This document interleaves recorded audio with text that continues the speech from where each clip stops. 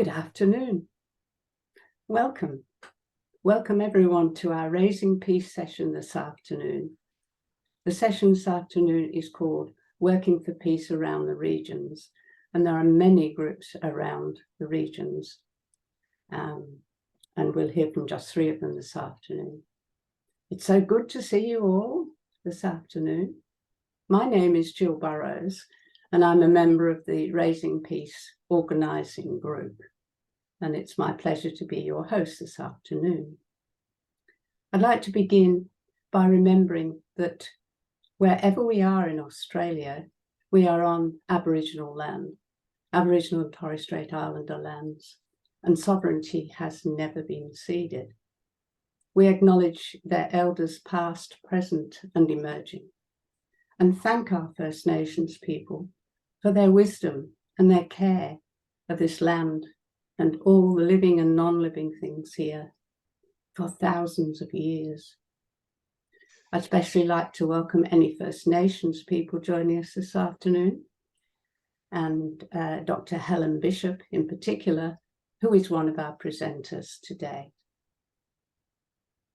There are hundreds of these peace groups around Australia, and the 3 we're going to hear stories from this afternoon. Each speaker will speak for around 20 minutes, and at their end, there'll be a Q&A session. And you'll be invited to share, to save your questions until the end, and to type them into the chat. And then we'll put them to the presenters. We'll hear from Madonna Quixley first, who is the co-convener of Let's Talk Peace Ballarat, and she'll share about their work in her area. She'll then be followed by Dr. Lorraine Larry, who will tell us a little about the Knitting Nanas and ways that they're empowering older women. And then finally, we'll hear from both Dr. Helen Bishop and Ipi Ozaki, who will share stories about their work with community groups in the Northern Territory. So that we can hear the speakers clearly without interruption, Fergus, who is our Raising Peace technical person this afternoon, he will keep everybody on mute with their microphones muted. So first of all, Madonna Quixley, Let's Talk About Peace Ballarat. Madonna is co-convener of Let's Talk Peace Ballarat and the National Peace Sector Lead in the Australian Charter for Compassion. Over to you, Madonna. Hi, Jill. I'm going to have my video off for most of this presentation just because I am actually out in the country and not a really good connection. But I'd also like to just say, acknowledge that I'm Wadawurrung country and pay my respects to the Wadawurrung people of the Kulin Nation and also to the elders, as Jill said, past, present and emerging. And we're going to begin, and all First Nations people who are here as well. So we're going to begin with a video. So if you could do that, Fergus, that'd be great.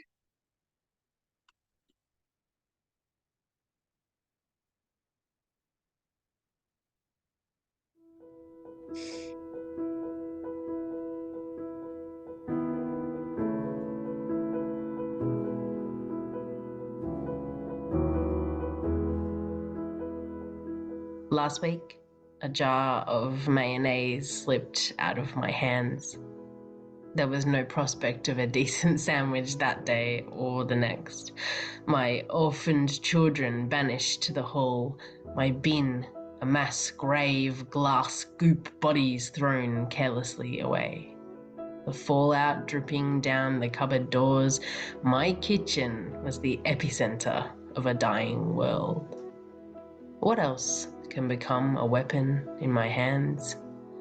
Chopping boards? Butter knives?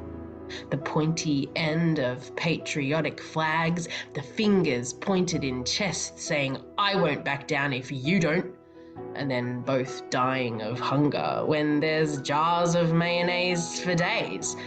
the sound of fingernails on chalkboards when I think that jars exist freely for butterfingers like me. Now, I hadn't set out to slice my soul open, but I did, standing on the still slick tiles thinking blood on my foot was close enough. What if I worshipped the ground I walked on more than my own feet, that the kitchen was more important than the sandwich, so to speak? What would become a weapon in my hands?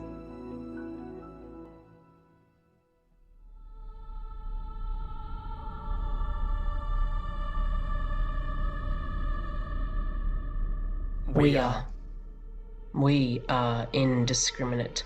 We who made ourselves in a God's image, but cannot love our neighbors enough to trust them not to blow us up because we know we'd kill them in a heartbeat. We are destructive. We who cannot imagine a world in which we're neither the masters nor the slaves. And no one wants to be under the thumb, but that's not strength. Being frightened of receiving the violence in your own heart. We are immoral. We sleep in uneasy peace, knowing that nothing is worth fighting for when our mutual destruction is assured. We are inhumane. We are.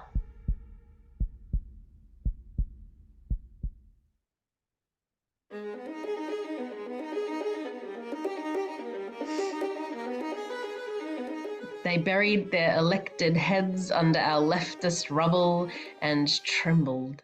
It's irrelevant, they said. We have better things to do. The status quo won't keep itself. Afraid of meaningless motions when they know their hands are empty, waiting for the blood.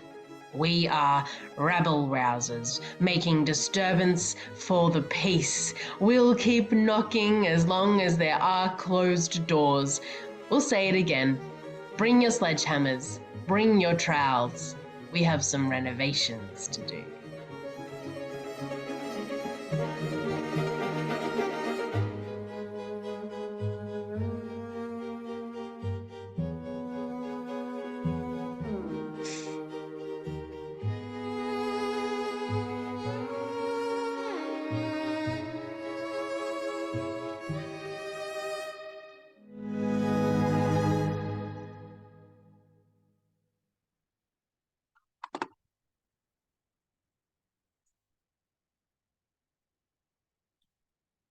Thanks, Fergus. I'm just going to share screen now. Bit of a PowerPoint.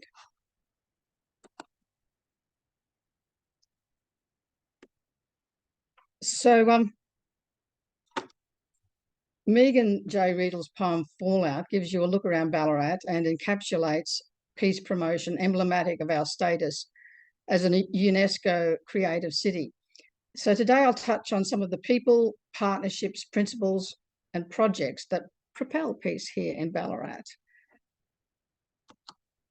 If I can.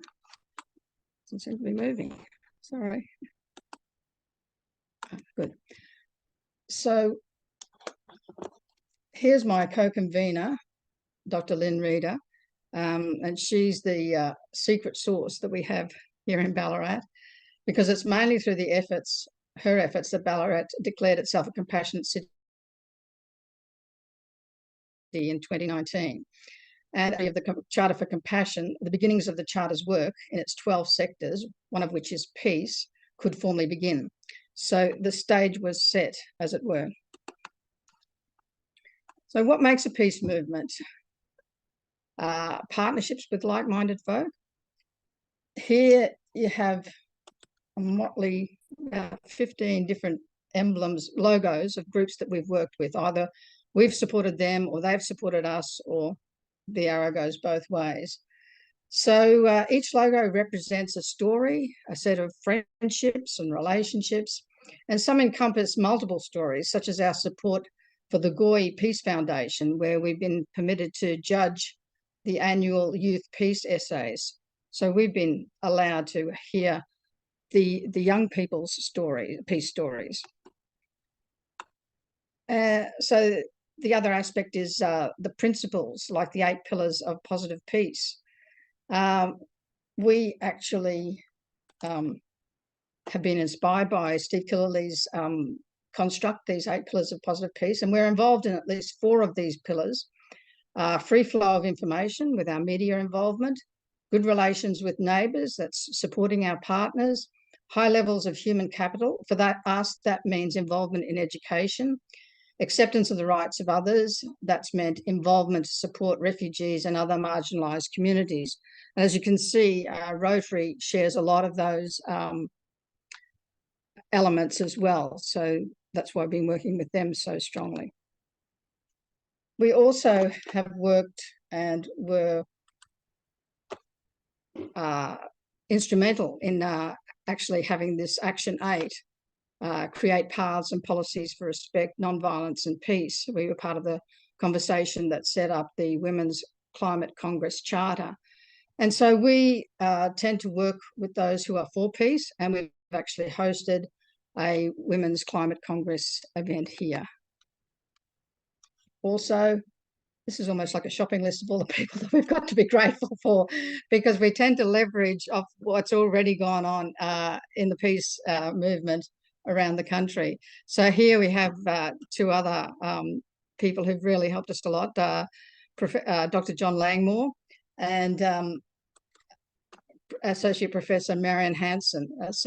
And both of them, as probably the people on the call would know, are deeply involved with ICANN, and Marianne's also a member of WILF in Queensland. And one of our people that we work with here in Ballarat is also an IEP, that's Institute for Economics and Peace Ambassador, as well as a Rotary Peace Fellow. The next mob group that we're very grateful for is ICANN, who've solidly supported us, providing speakers and other resources. So big thanks to ICANN. We first encountered ICANN in Ballarat back in February 2020, when Dr. Margie Beavers came up to tell us about the ICANN Cities Appeal. At that event, and we also got to hold Alfie, the Nobel Peace Prize medal, Councillor Belinda Coates, our local Green Council, also spoke at that event. And so we were able to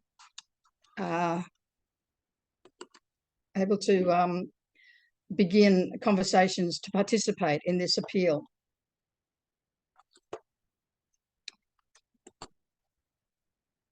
So the first thing we did, and this is before even we created Let's Talk Peace Ballarat, but as a member of the Ballarat Interfaith Network, I approached them to sign the Interfaith Open Letter sent to the Prime Minister to support the TPNW. That at that time was Scott Morrison. And Councillor Belinda Coates, she also put forward a motion for the TPNW, Treaty on the Prohibition of Nuclear Weapons. And despite a petition and support from the Ballarat Interfaith Network and Compassionate Ballarat and support from many other people, we lost that motion 3-6, and this is how the Courier depicted that interaction. But at the same time, we discovered that in 2008, Ballarat had actually signed up to Mayors for Peace. So I think Ipe and Helen might mention in their presentation, we were talking the other day, how so much depends on who's in power at the time that people sign these things, but there often isn't a system to keep it going. So December 2020, as we were Ballarat emerging out of the COVID lockdowns, we met in a rotunda on Sturt Street, which is the main street of Ballarat. We decided to call ourselves Let's Talk Peace Ballarat. We began a Facebook page and we started planning an event to celebrate the coming into force of the treaty. And there's our beautiful Heather Horrocks, the artist in our ranks. And this just gives you an idea of the groups that we represented at the time. So the the event was actually really wonderful because the Courier gave us a great write-up. This was the title, Honouring the Importance of Peace. And Dr. Tillman Ruff gave a brilliant presentation. We also had Indigenous Elder Al Harris, who's the advisor to Charter for Compassion in Australia, and his family had been impacted by nuclear tests in South Australia. And so we were very lucky that people there were able to speak both knowledgeably and from the heart. And this is actually where Fallout was first performed. We didn't have the video at that stage. So hang on, I'm just going to the next one. So afterwards, there was a really good write-up in the Courier, a full-page spread, and this began what we term a sort of bit of a tradition of having a keynote speech on the necessity of peace to mark the anniversary of the coming into force of the TPNW. And this is where our connections with the Global Charter really came into their own. We were able, over the last 2 years, to contribute toward the global Martin Luther King Jr. 40 Days of Peace. Reverend Tim Costello did a speech on the ethics of peace, and Dr. Marianne Hansen talked about her book, Challenging Nuclearism.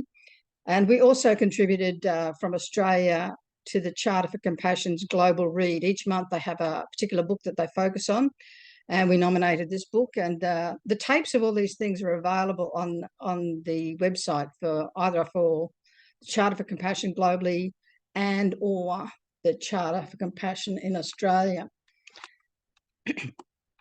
So then we did actually release the video of the poem, and that once again prompted a lot of conversation around peace. And so we thought we were on a winner. So we actually applied for more funding to do an event called Disturbance for the Peace, but we didn't get the funding for that. So we decided to go in a different direction. But in between that and subsequent to the International Day of Peace, we tried again to have the TPNW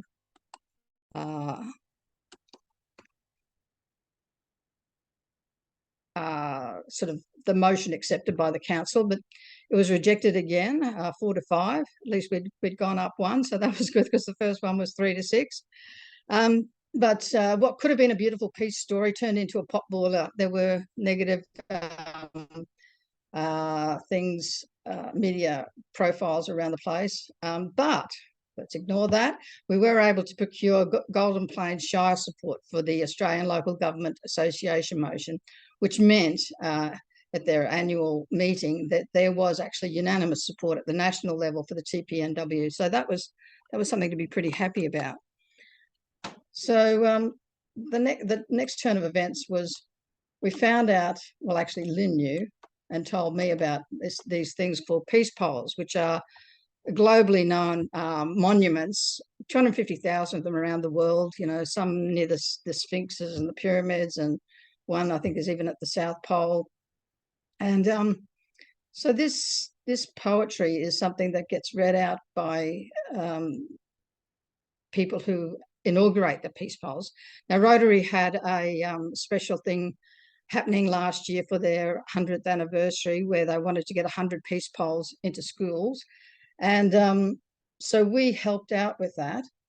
And we happened to inaugurate them in two schools, both in Sebastopol. Now, Sebastopol was named after Sevastopol in Crimea. It was named because the mining blasts reminded the miners of the sounds of the shelling during the siege of Sevastopol during the Crimean War. And sadly, these happened. The peace poles were inaugurated at the time of the invasion of Ukraine. And so 167 years later, the children at Sebastopol Primary School observed 1 minute silence for the children of Crimea. And at the other school in Sebastopol, Phoenix Community College, we actually had all layers of government, local, state and Commonwealth, there on site helping unveil the peace pole. Now, the peace poles have the saying, or some people call it a prayer, may peace prevail on earth.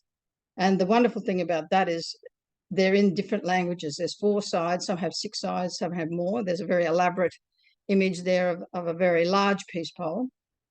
But we had English at Sebastopol Primary School. We had English, Maori, Ukrainian, and Wadawurrung. And for the Phoenix Community College, we had Chinese, Ukrainian, Wadawurrung, and English. And so here's an image on the left. There's Charles Zhang, who's the president of the Ballarat Association for the Australian Chinese Cultural Association, Councillor Belinda Coates, and the mayor last year, Daniel Maloney. And here's a few examples of the educational aspects of planting peace poles. The kids got to do projects, got to hear about the story behind International Peace Day. And this is something that we encourage and we're trying to get as involved with the youth as we possibly can. So here's a wonderful thing that Professor John Langmore came up last year for Refugee Week. And you'll see here him talking to Nivash, who came to that event and read her poetry as the family of a refugee family that's very well known. She's a daughter of Neil Parra, our Ballarat man, who recently walked over 1,000 kilometres to PM Anthony Albanese's electoral office on behalf of the 10,000 refugees living in Australia without permanent visas. And after 10 years of struggle, that family have finally received permanent visas. So that's something that we really try and, obviously, we get involved in Refugee Week because, no wars. That's going to certainly minimise the stress that these people, the refugees, are living under. So just a few other strategies that we employ. We donate peace-related books to the Ballarat Library, the Schools with Peace Poles and others. So here's a sample of some of the books we've donated, but also there's a lot of other education resources that are available that we share as well as part of the peace pole activities. And here's a list of the conversations that we've had in the last couple of years with various people involved with peace, particularly peace education. On the National Day of Compassion coincides with the International Peace Day. So yeah, all the tapes of all these interviews are available also at the Australian Charter for Compassion website, and there's like some really, really good stuff there. So the next thing that we've done is screening films. Some from the point of view of the soft side, I guess you'd call it, the inner peace that people want to work on, and some very, very gritty, like The Road to War. And that was a wonderful partnership that we had with Ballarat Trades Hall to screen that. And when we screen these films, we have great discussions afterwards. So people really start to think about what peace might mean and look like in their lives. And so last but not least, here's the latest partnership that we've been able to form with Teachers for Peace, there with the Executive Officer Elise West, and at Heather Horrocks' latest exhibition at the Art Gallery of Ballarat, Facement. And this is going to be the site of our next project, some sort of peace happening involving her work and the Art Gallery of Ballarat. And so that's pretty much it from me. Obviously, being part of the community, being creative at all those different levels. So if there's any questions you can ask that you want to ask, we've got the Q&A. So thanks very much for your attention.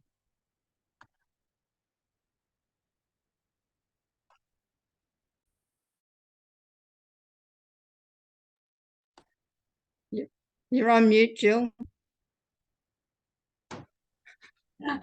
Thanks, Madonna. That was fantastic. What an inspiring set of slides and list of things, activities and things that you do in Ballarat. I mean, there's so much food for thought there, and congratulations on all of that. Now I'd like to introduce Dr. Lorraine Larry. Lorraine is a proud member of the Milton Ulladulla District Knitting Nanas on the south coast of New South Wales. Dr. Larry is an eco-feminist activist, artist, educator, and social researcher. She's had a wide career in public and private sector, which has culminated in her PhD, which was focusing on the knitting nanas, who are an environmentalist activist group or movement. Her research drew on gender, critical feminist educational gerontology, that's a mouthful, environmental climate activism, new and traditional media, and craftivism. She supports and instigates community resilience, recovery, and adaptation in the face of climate change challenges. So over to you, Larry. Thank you. Thanks so much, Jill. And yes, I'd just like to start by acknowledging that I'm here on UN lands of the Dharawal Durga. I'm just going to share screen. Okay.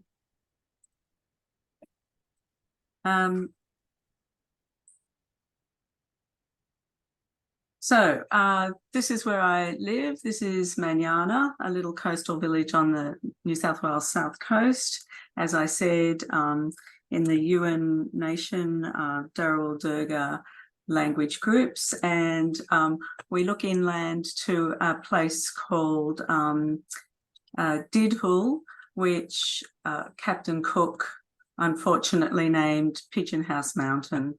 But it's really Didhul, which means breast, and it's a sacred women's place. Some of you might have actually climbed up at some point. So I'd like to talk about the knitting nanas and how they formed to start with. I was reading Vandana Shiva's 2012 book called Making Peace with the Earth just recently, and I was struck by what she said in her opening remarks, that the bigger problem is the ongoing war against the earth. That was written in 2012, and it also struck me that that was when the knitting nanas started in the Northern Rivers. So they were part of the mobilisation in the Northern Rivers area of New South Wales to stop coal seam gas mining, and the mining company was called Metgasco. So this is one of the protests in the main street of Lismore, about 7,000 people, and then they held a civic centre meeting. And I'm telling you this story because I think that not many people actually know what I call the creation story of the nanas. So out of that meeting in the hall, there was an action group formed, and wanting to learn the tactics of peaceful protest, some older women joined a non-violent direct action group as a result of this meeting. And they went along to a number of meetings. Instead of being valued for their years of life experience and knowledge, they were quite shocked to be relegated to stereotypical roles of writing the minutes, making the tea and providing biscuits. Instead of having their ideas listened to and discussed, they were denigrated and typecast as frail and inconsequential. And in one of my interviews with a Nana who chose the name Nana Joy because of confidentiality issues for my research, she summed up what the women encountered. She said some of the men involved in the NVDA were not treating the women, especially the older women, as if we had any agency, pretty much putting us in a little pigeonhole with suggestions that we provide catering, tea, bickies, and that we could do the paperworky bits and pieces, which is certainly not why we joined the group. We were pretty much stereotyped, and there were quite a few sweet little old ladies there. I suppose they didn't expect us to be on the cutting edge. It's a particular type of sexism that suddenly, once you reach menopause, you've never had sex, you've never used your brain, you haven't heard half the words in the English language, and you're deaf, yeah, and they speak slowly and loudly to you. So after one particularly demeaning meeting, the handful of older women were so shocked at the unexpected negative targeting they experienced from the left-leaning forest, native forest, happened to be male campaigners, they spontaneously decided to find a cafe and debrief. I was told they looked at each other as they walked out of the meeting and said, and excuse my language here, but this is a direct quote, what the fuck just happened there? I imagine the sense of betrayal felt by these women, highly motivated to take meaningful action, not wanting to waste time fighting for equality. The women sidestepped the issue and banded together. This was a pivotal moment of transformative learning. I'm using educational terms because that's my area, that led to what I call emancipatory decision-making.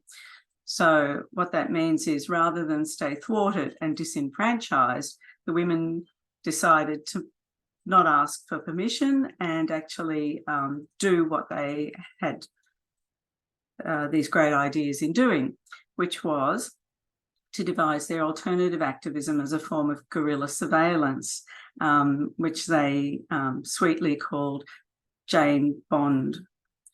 Saw themselves as Jane Bonds. They kept going to the NVDA meetings after that and tended to sit in a group and support each other. So this is what the surveillance looked like, parked by the side of roads outside casino. And this is literally the first knitting nana knit-in. They would go out in small groups into the countryside, parked by the roadsides, as you can see, with their knitting, folding chairs, thermoses to, as they said, scope out the works.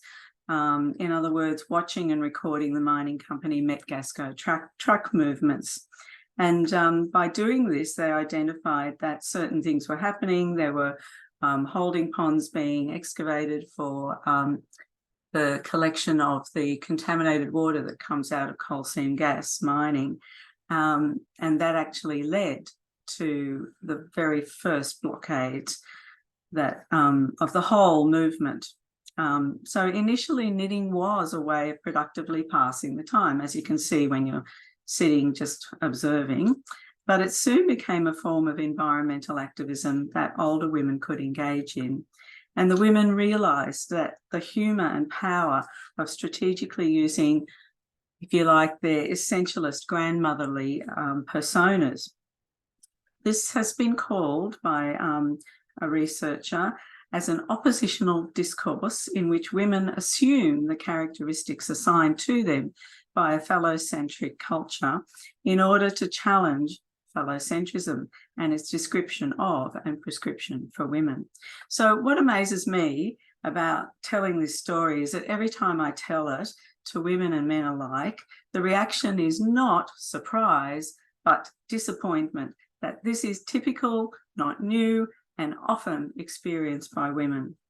There is understanding and admiration for these older women who banded together and got on with their activism, and maintained their collaboration with the whole Northern Rivers anti-coal seam gas mobilisation.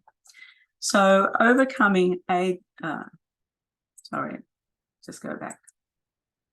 Overcoming ageist sexism was the very first step in the formation of the nanas. Ageist sexism has been called the double jeopardy of old age, leading to older women being rendered invisible and inconsequential. I see it as a form of oppression, discrimination, and violence. It's time this negative social and cultural construction of old age is challenged. It's time we recognise that ageism is a barrier to participation of the elderly in work, post-work, and civil society. And I think you'll agree with me that society benefits from the inclusion of all citizens. So now I'm going to show you some of the achievements of the nanas since 2012. And I call their approach to peaceful protest using their nananess, that essential strategic kind of turning subversion, their nananess, as a craft of wisdom. And I'd just like to now explain craftivism. So the nanas turned the traditional activist sit-in into a knit-in and adopted this as their brand of craftivism. So craftivism combines craft with activism. It's non-violent and achieves, their aim is to achieve social and political change. As women sit and knit, they're not wasting their time. They're engaged in making useful objects for protest or donation, teaching one another and passers-by what they know about fracking, which is coal seam gas extraction, renewables, or local environmental issues. Like here on the south coast where I live, it's anti-native forest logging. And showing and growing hope by showing that anyone can be an activist. Craftivism takes home crafting out of the public sphere. When nanas knit in, they claim space and are publicly visible. As one of my interviewees, Nana Evelyn, said, knitting in creates an environment where lots of wisdom gets shared and lots of personal experiences and life experiences get shared. That's where the knitting comes in. It's symbolism and it's also creativity. She said, I think that's what makes the nanas really. We wouldn't attract attention. We'd just be another group to slam. And I'm wearing a nana outfit because since I finished my PhD, I'm now a fully fledged nana, as Jill said. And we wear the Lock the Gate colours, yellow and black, and also red to connect with First Nations. So and here are some of the nanas in 2012 and 2015 outside in Lismore, outside their local politician, Thomas George, National Party politicians' offices, knitting in. The second image shows that the police were called in. After 3 years, Thomas George called the police in to move the women on. And knowing their legal rights, as they had been taught by the Environmental Defenders Office, they said, no, actually, we're just sitting peacefully knitting. And if anything, Constable, you are blocking the footpath. So they got to stay.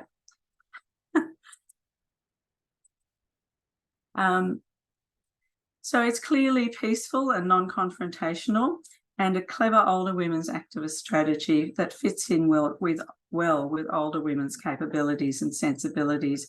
It's sitting in knitting circles is a bit like the Aboriginal yarning circles, in a sense.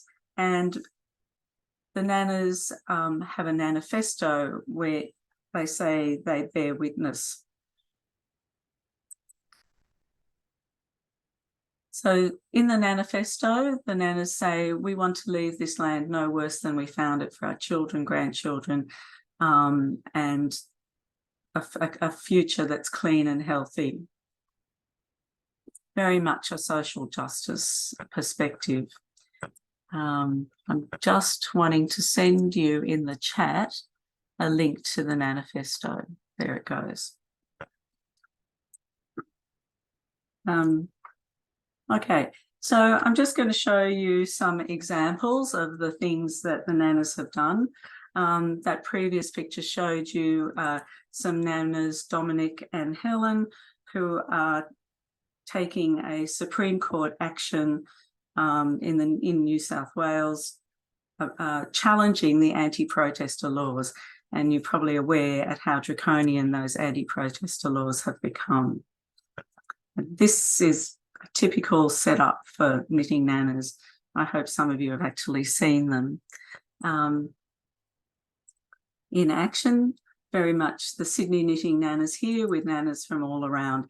The manifesto, Knit the Dream, which I gave you the link to, also says that there's a public misconception that political activists and protesters are young, unwashed, unemployed and unemployable. And we know now, after over 10 years of the nanadom, that this is definitely not true. Anyone can be an activist if nanas can, and contribute to change, and any type of action can be strong. If we just get together, use our strengths, we can make change. You don't have to be a nana, you don't have to knit to save the land, air and water for future generations. Now, I've got some quotes from some of the data that I collected from women who joined the nanadom, and this is the kind of thing they say about their experiences in nana groups, which we call loops, because we like to use the metaphors of knitting, and we like to knit the world together stitch by stitch rather than separating and dividing communities. We try and connect. And this is from the Grafton loop, and I particularly love this this saying, knitting nanas, stitching up the big issues. And the Grafton loop had their very big knitting needles, which they carry around to many protests. And the camaraderie and empathy of the knitting nanas gives strength and hope as a group, not just within the group, but to other people who see them. I've been out on the highway in Ulladulla, and people drive by, toot, scream out appreciation. It's just wonderful. So with our persistent, positive, relentless but gentle way of protesting against the assault on our environment and other injustices, we're helping to wake up awareness in our communities. Here's another great image from the Grafton loop. Never underestimate the power of a nana. And some yarn bombing from the Illawarra nana loop. We don't dig coal. Coal mines are the holes in nature's knitting. All clever stuff. This is one of my favourite images from the nanas. As you can see, we're very creative. Okay, and it's Know Your Radical Eco-Tourist. I love the nanas' guts, creativity, older women meek, spoken meek. The openness, creativity, determination, stamina. Being incredibly diverse and creative bunch of women is the most inspiring and fun thing I've ever experienced. A peaceful empowerment that we can make the difference. So my 20 minutes are up. I'll stop there and pass it on to the next speaker. Thank you so much.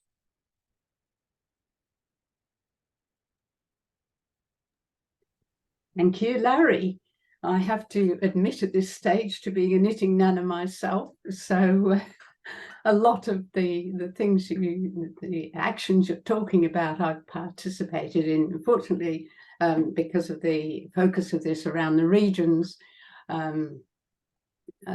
you've shown mainly regional activities, and knitting nanas started out in the regions.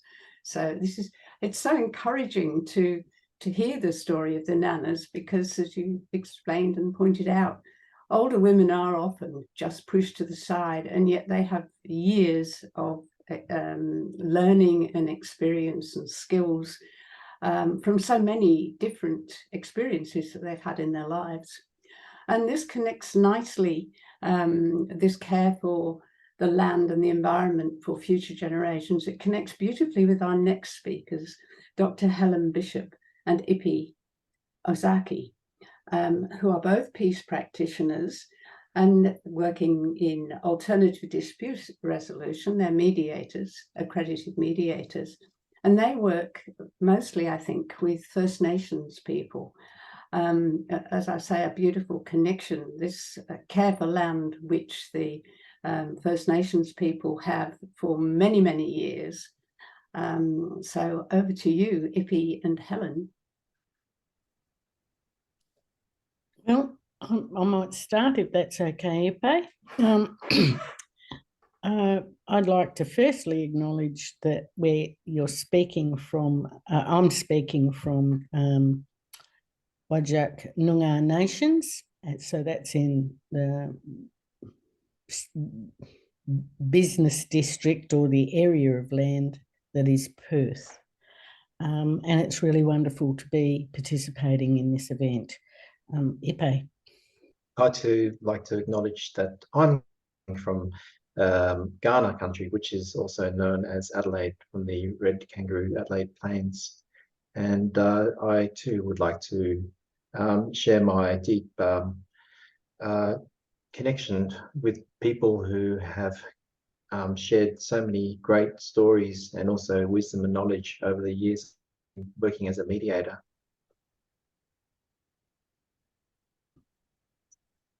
So over to you, Helen. I might put up this screen if that's okay. Should I share the screen now? Yes. Yep. Okay.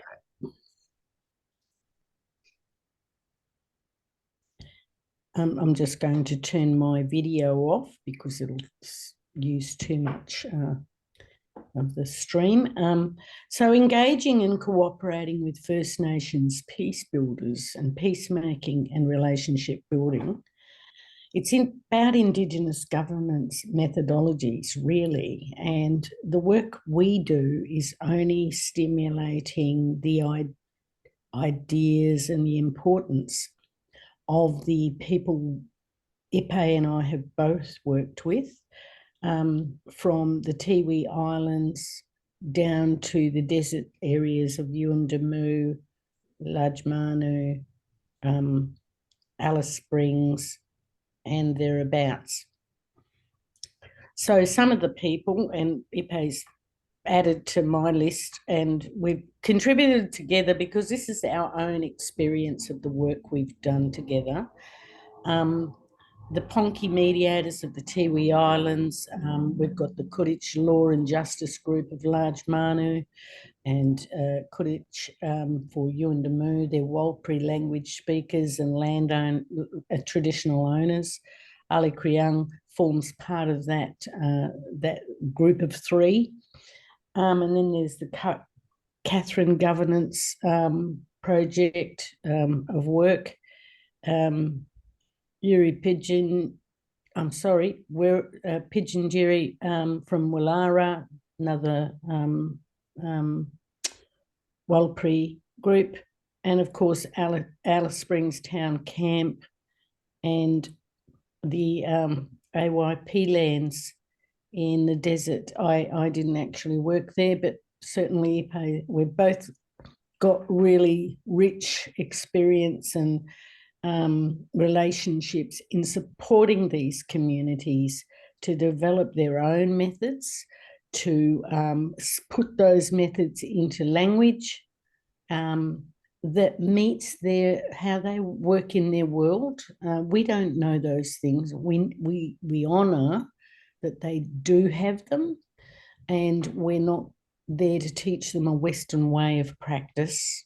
And certainly we don't go there unless there is an invitation to attend on their communities.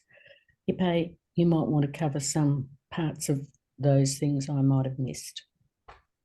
Sure, just by way of background, for those who I too actually have a connection with the Hibakusha, which is the survivors of the nuclear holocaust that occurred not only in Japan but in Australia as well. My grandmother being Hiroshima born, and she just happened to be not attending school that particular day.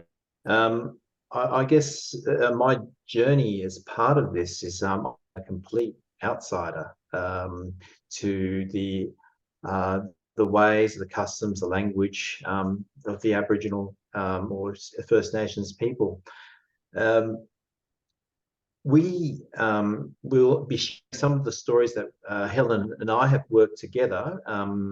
We individually have done a number of other projects in other parts of the community.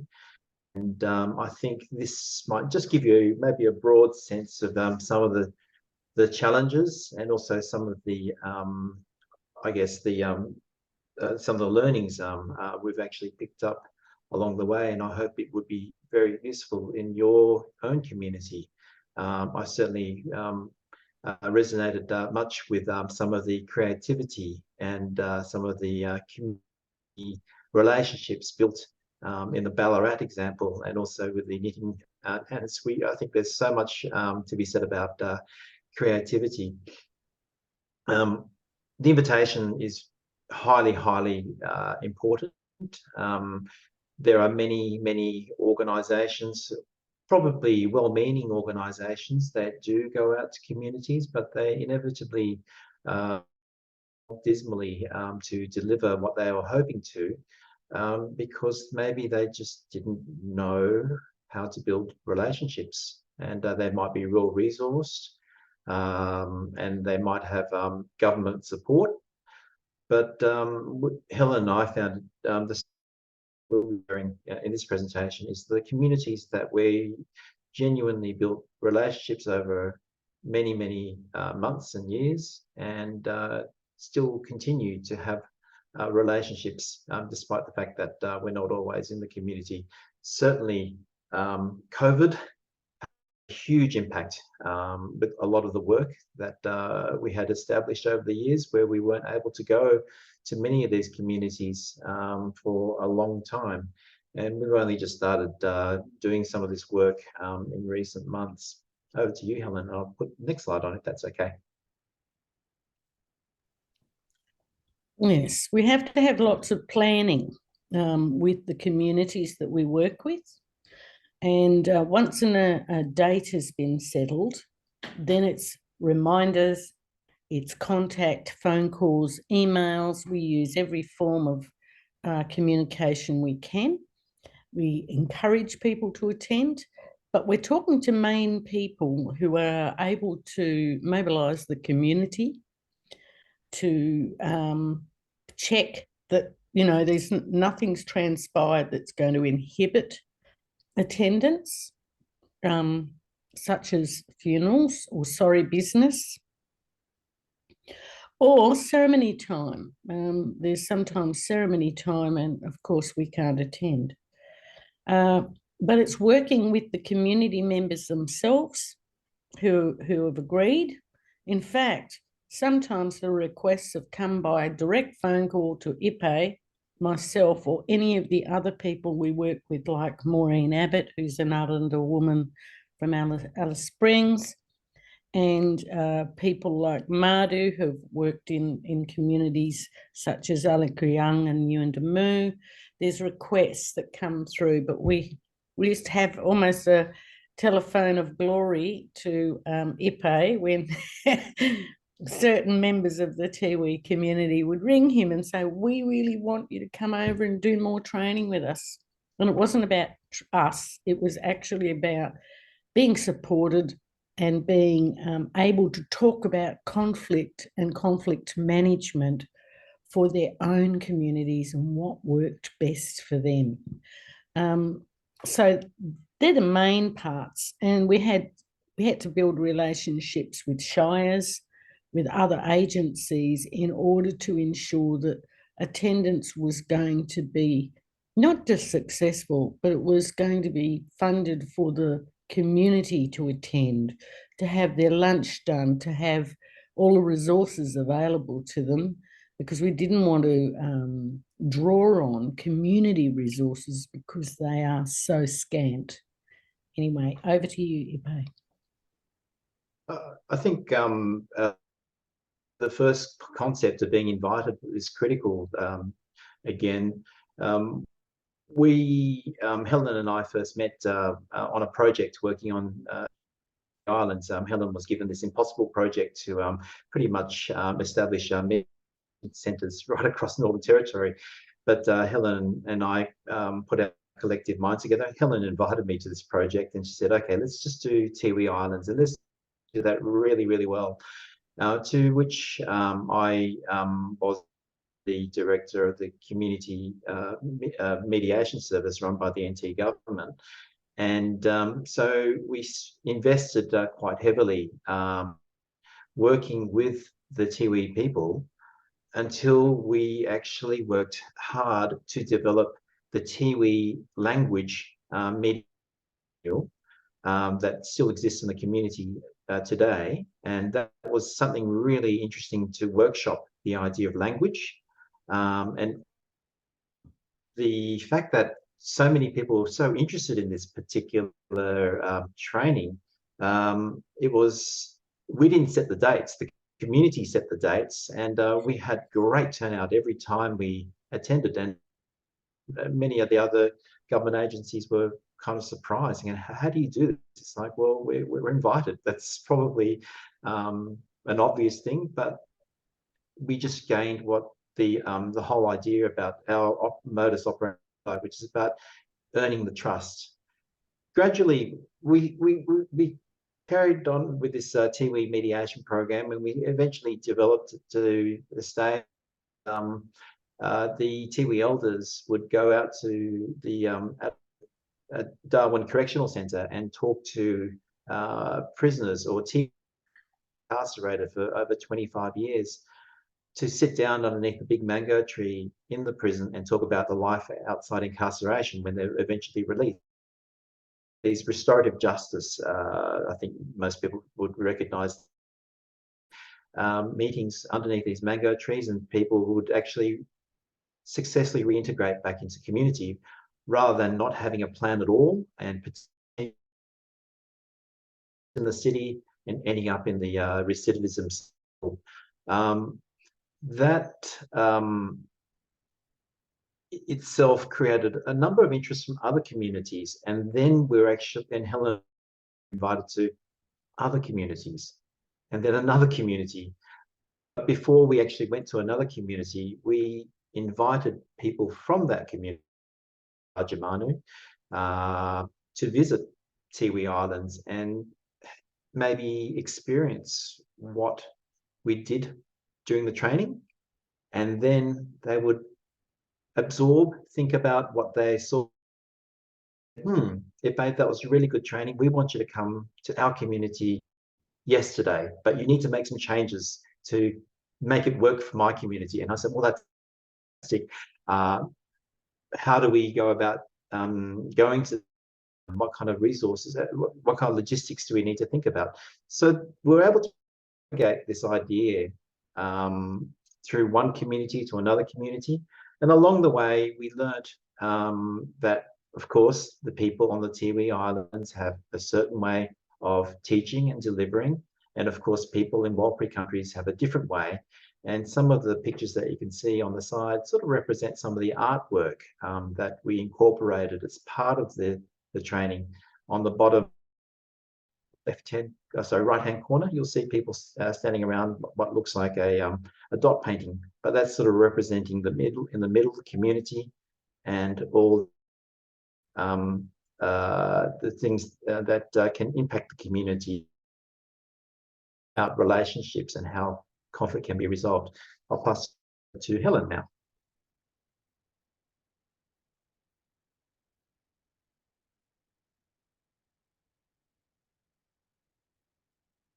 You there, Helen?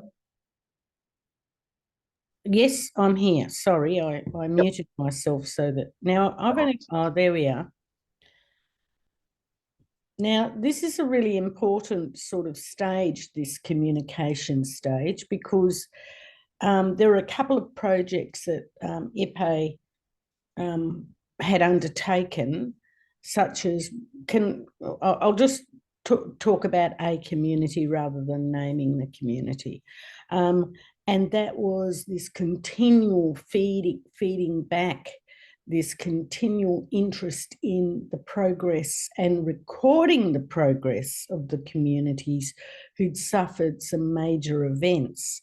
The man in the bottom left-hand corner supported a community a long time ago now to return to its former self and make an agreement with, IPO was involved in this as well, but also stay in the community and live there and count down the days of peace they had reached. Each day he'd go out and meet people, he'd record the number of days of peace that were existent in that community, and that the community was starting to gain and build this trust. And of course, this word spread out across Walpri, that are very widely spread across the desert region of the Northern Territory and into South Australia.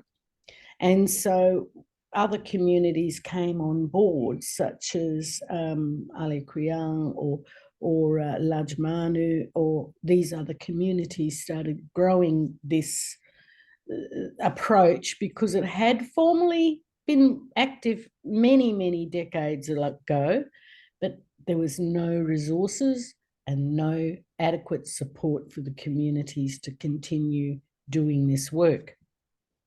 So that communication was also an internal communication across other community groups who also were experiencing conflict and weren't practicing their conflict management ceremonies as frequently or anymore. And so, of course, that trigger to inhibit conflict or resolve conflict had been, I think, damaged because of that lack of practice, but it was also a contributing factor about colonisation, not being allowed to perform ceremonies when children and people were removed or disassociated from their country or dispossessed of their countries. So this idea of communication meant working with other agencies that would sponsor that same approach to the community groups who were involved and telling their story of building peace again, because it wasn't an unfamiliar thing, because the ancestors had developed these mechanisms well before the word mediation has ever been established in Australia. So they were using that type of communication to say this, there is this way that's, thousands of years old. We've got to sort of draw on what we're doing right now to make those messages of our ancestors become a reality again. That's just the way I can best summarise it. Ipe.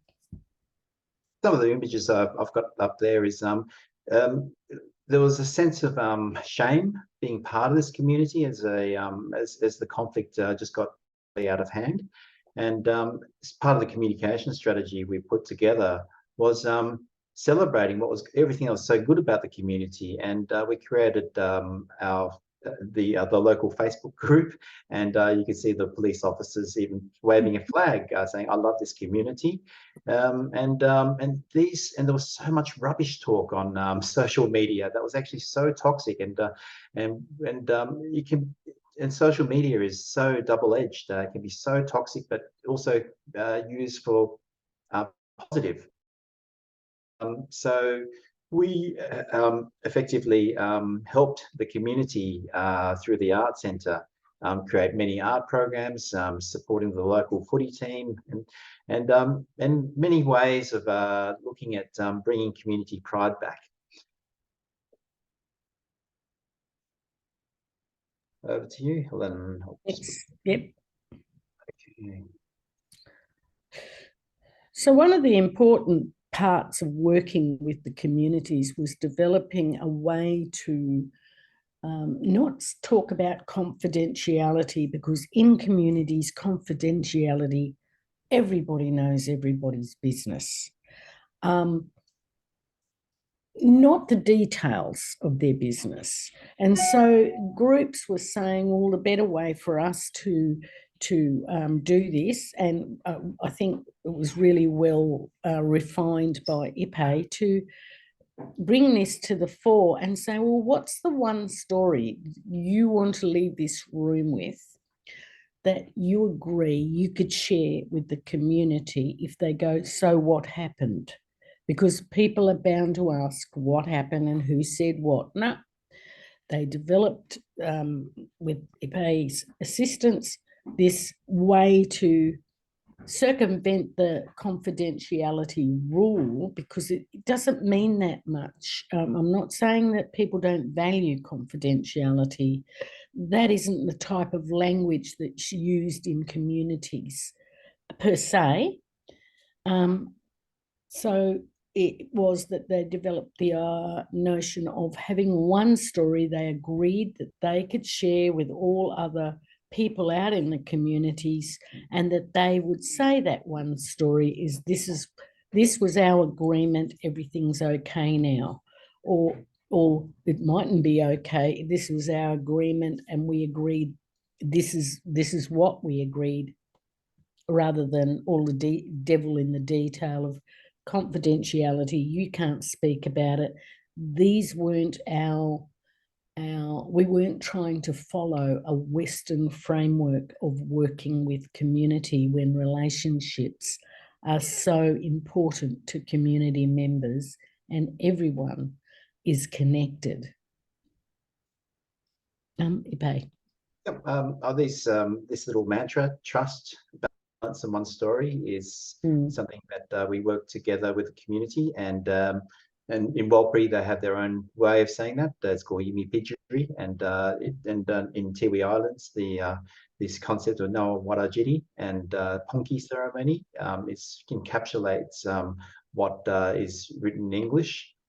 We created these little wristbands, and they were only given to people who were genuinely with the idea of peacemaking, and they came in different colors, and it became something that people wanted to be part of, and people identify themselves as peacemakers, but in a cultural way, because there's also cultural responsibilities, and that was part of the strength of this model. I'll just go to this next one, which is the legacy, and which I think we're almost looking at wrapping up, and we've got a 3-minute video to show after this. Yes. So the legacy is, it's grown a wave of interest in building old systems to meet their needs of the modern community, and in particular it harnesses language, because inside the language are much more complex ideas about peace building, about caring for one another. That word that IPE used, Narawara-Jiri, is looking after each other and caring for each other. And it's a Tiwi word from the Tiwi Islands. And they even released a song around Narawara-Jiri. The important focus was that they're using their language to convey these deeper connections to country, to people, to relationships, to the environment and the ecology of the whole of their estates, rather than the surface issues of where they're living and what's going on in where they're living. So it became a much deeper way for them to embed the whole idea of building peace in a culturally responsive and careful way.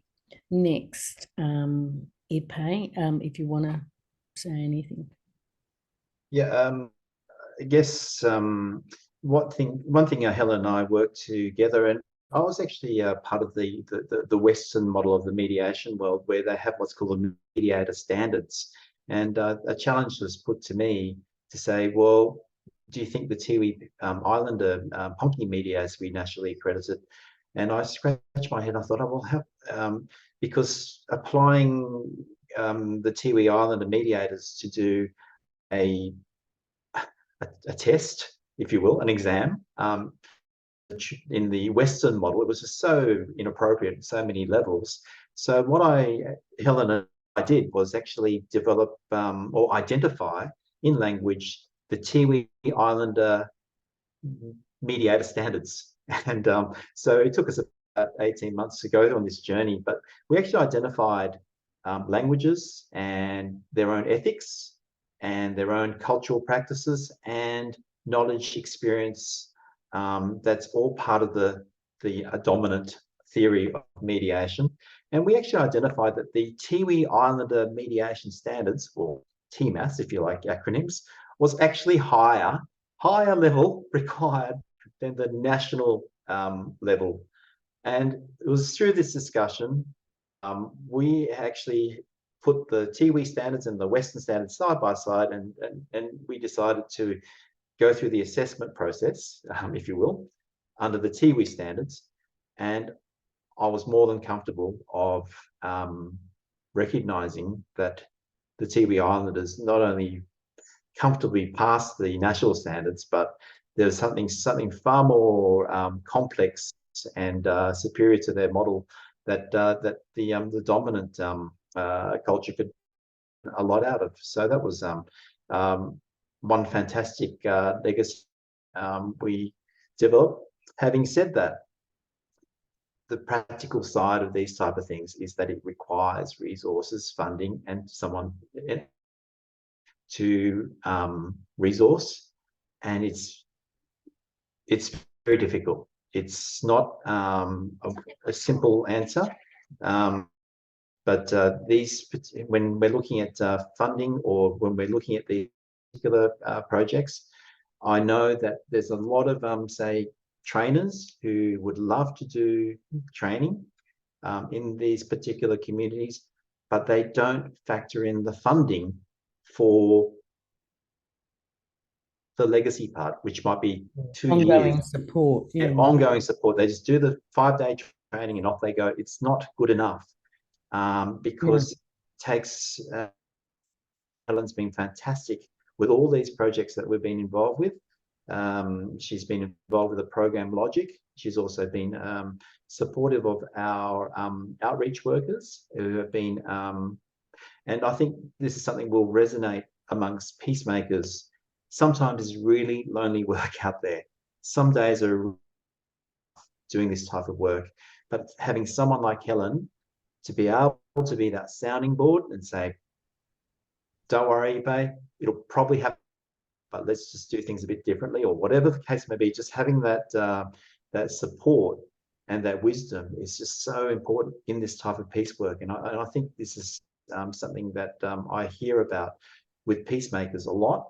And accordingly, what we've always encouraged as part of our projects is to invite peacemakers who work in these remote locations to have an opportunity to come together in a meaningful way. And this has been really challenging over the last couple of years with COVID, but it's only just beginning to happen.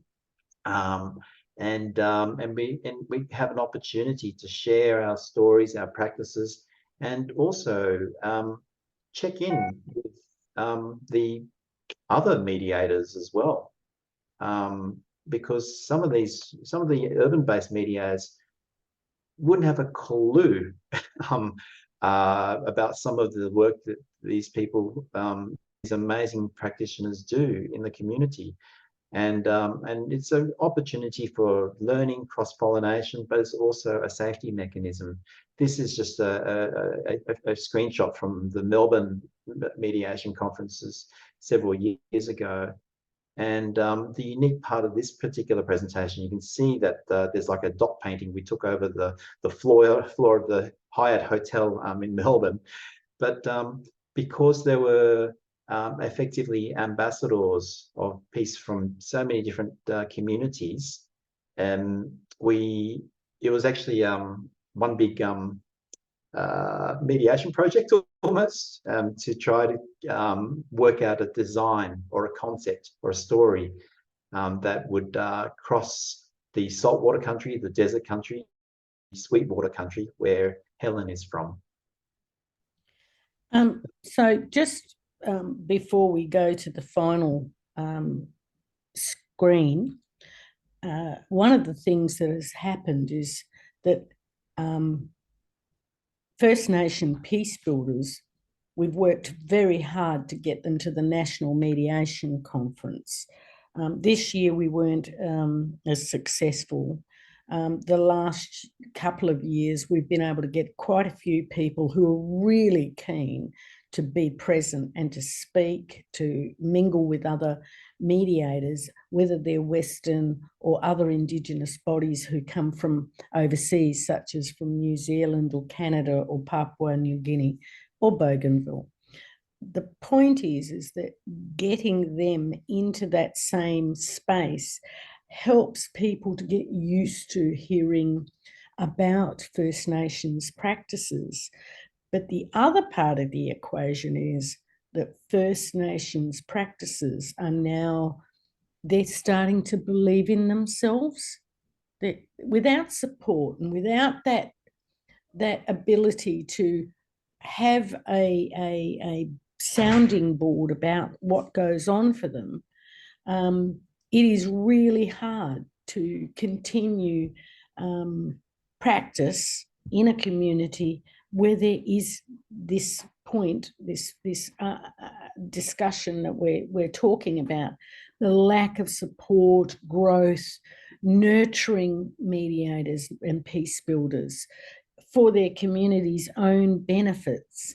We need the governments to actually start putting that money in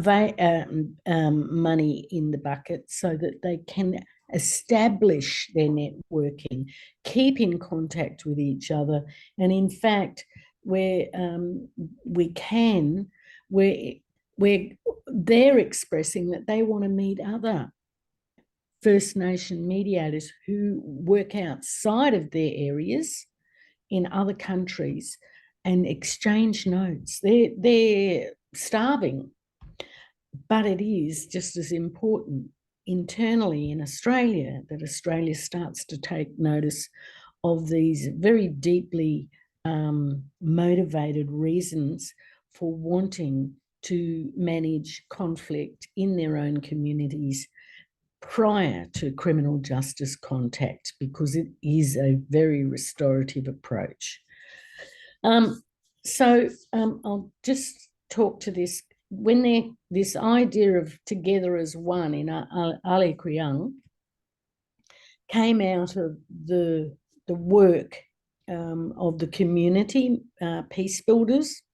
Some of the peace builders are artists, and also the support of Ipe and other Reese and Maru, myself, Maureen Abbott, and there are others, and I probably haven't mentioned half as many as I need to, but this belief and this helping the community thrive in its own directions is mainly what we were attempting to do, so that if we walk away, they know they can, we're a phone call away, or they can send a message for us. And Ipe, you didn't actually leave that message about the first couple of weeks in Ali Kriang, just to mention what happened and how quickly a car was recovered as that important link into having community members who trust you and you can trust them. Do you want to just quickly tell that story, and then we'll go to this, or just leave that story out of it? Just very, very quickly, the vehicles that we had actually painted the word mediator on the back of the vehicle. So just think about it. If you're driving a car that says mediator when you're driving around a small community, people are going to recognize you. But put it in another context. If you're an elder in the community and you have vested interests of supporting peace. It's not a 9-to-5 job, it's a 24/7 job.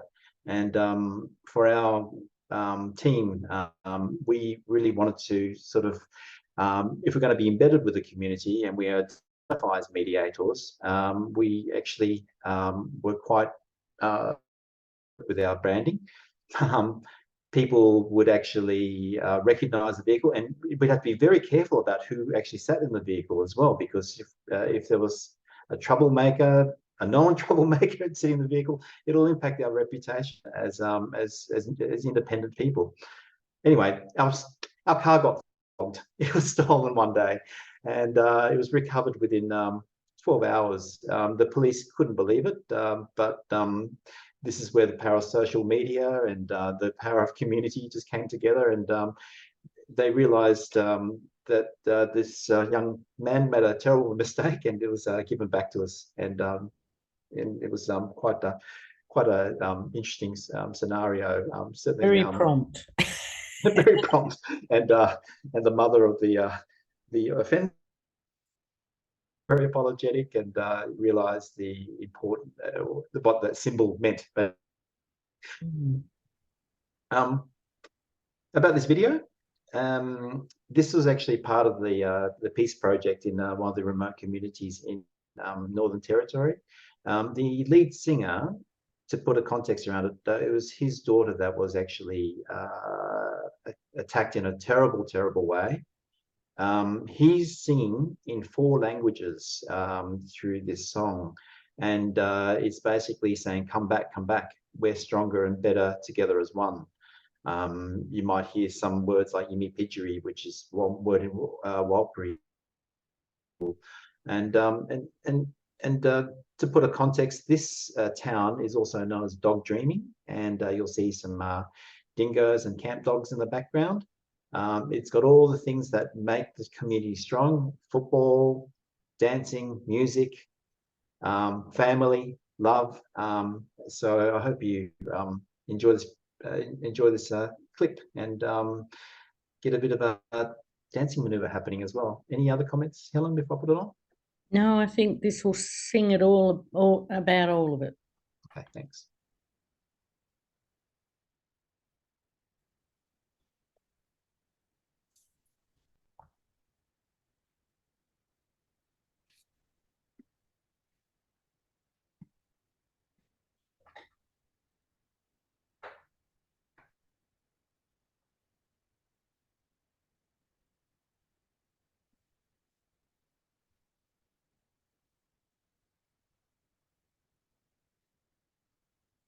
Sound. No.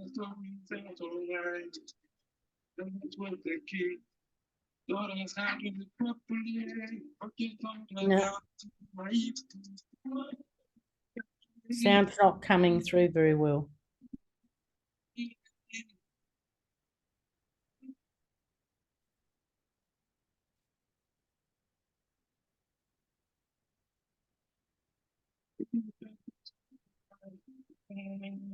Inside,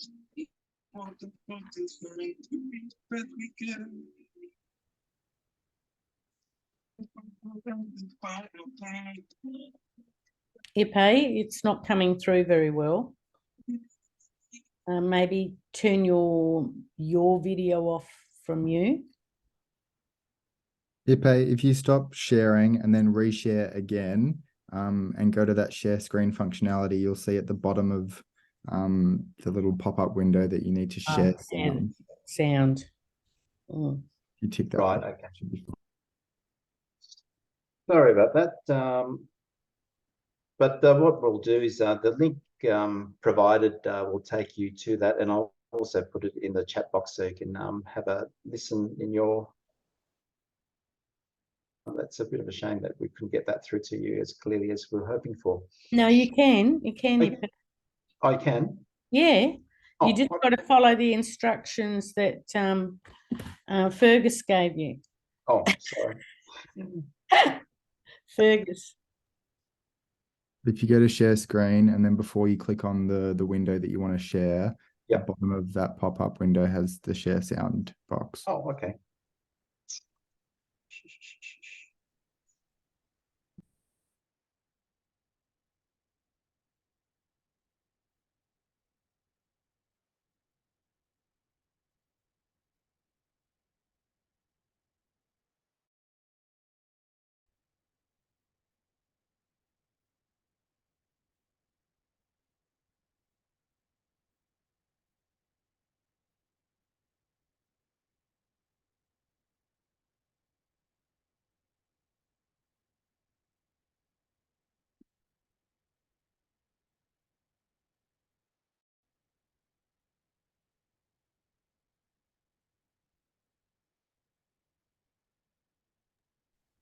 if you want to send the link through, I'm happy to share it if we have time, Jill.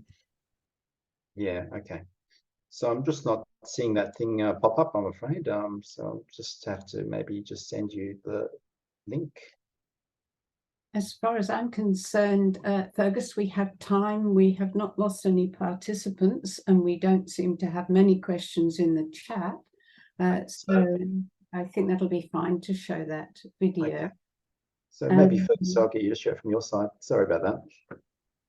And we could just finish. I'll just thank everybody now while that's getting organised. It's been an absolutely fantastic session.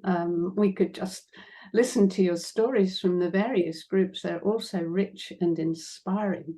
And I'd really thank all of you presenters for the time you've spent putting together what you're telling us and for sharing the stories with us.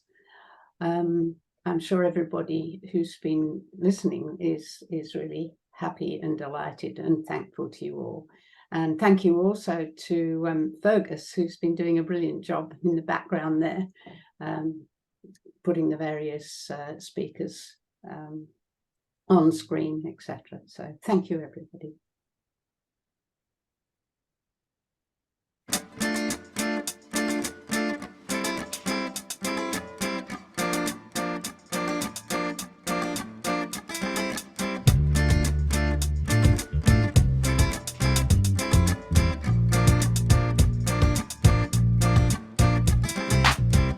Memories of peaceful time, singing stories and songline.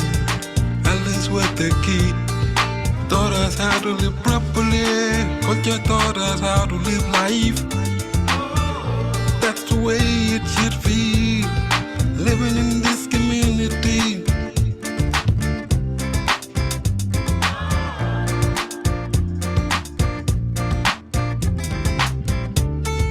Thinking about those hateful times, listening, not taking sides, looking for the culture sign to be the best we can, guided by our elders by our side. That's the way it should be, living in this community.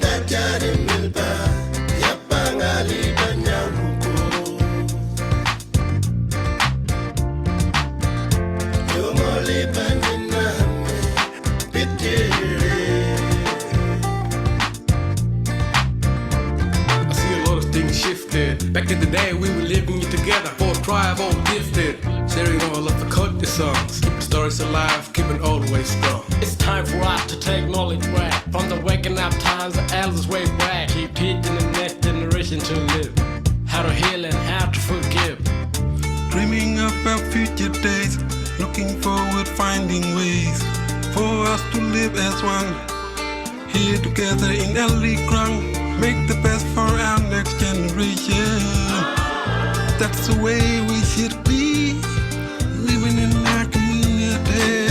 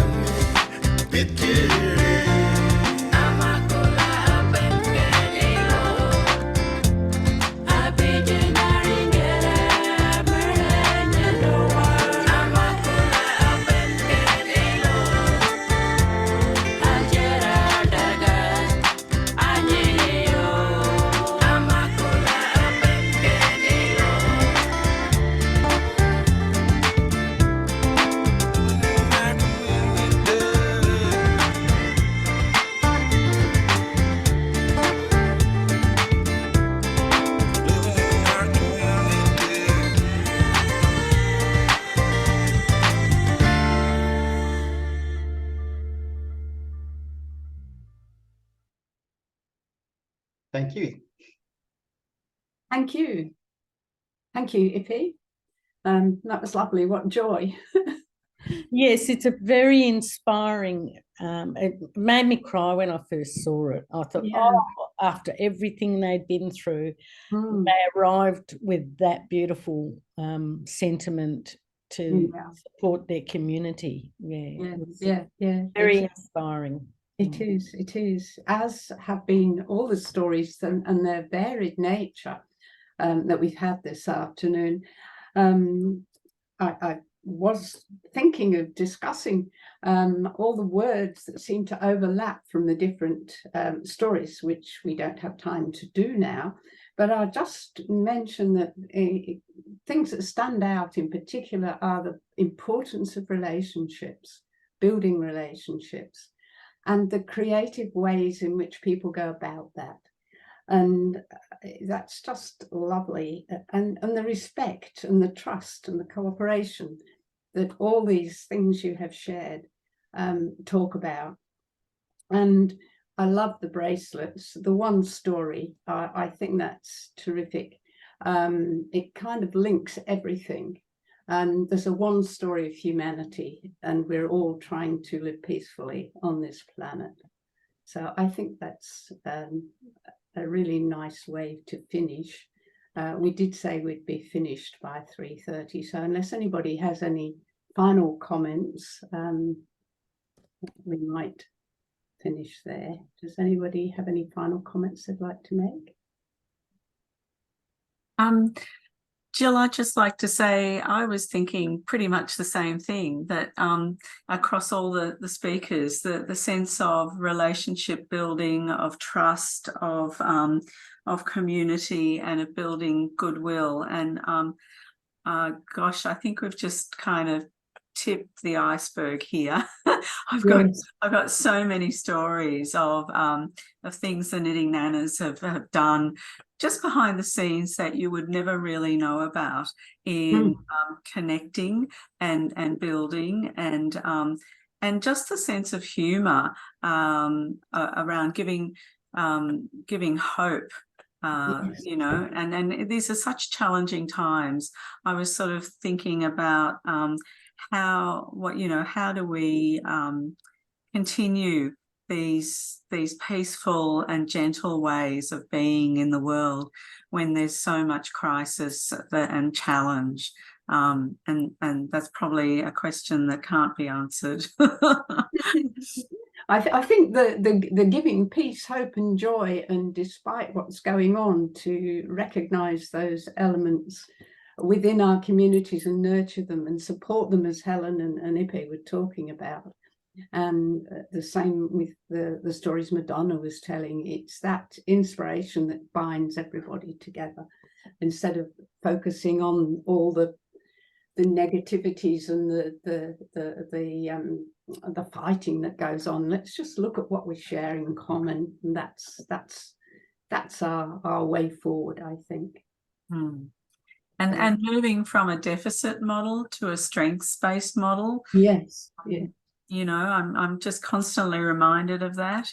How we I guess often our Western way of thinking, where we flip back to that glass half empty rather than half full. Yeah. Well, thanks very much, everybody. I know there are more sessions this afternoon, and I'm pretty sure Fergus has quite a bit to do to, organise for the next session, which I think begins in less than an hour now. So I think that, is that right, Fergus? Would we better wrap up? Sure. The next session, I've forgotten what time it starts. I think it might be 4:30, is it? Yes, it's 4:30. Thanks. So I did put on the chat there that the recording will be made available on the Raising Peace website after the festival. I don't know, something I did hope was that we could put all the links to the various peace groups and various things that people have mentioned into the chat, but I haven't had time to do that. So I'm not sure. We sometimes send an email out to all people who participated in Raising Peace sessions. So if you've got any links you'd like us to include with that, if you can send them to me, that would be great. So thanks again. Thanks, Fergus. I think you can shut us all down now.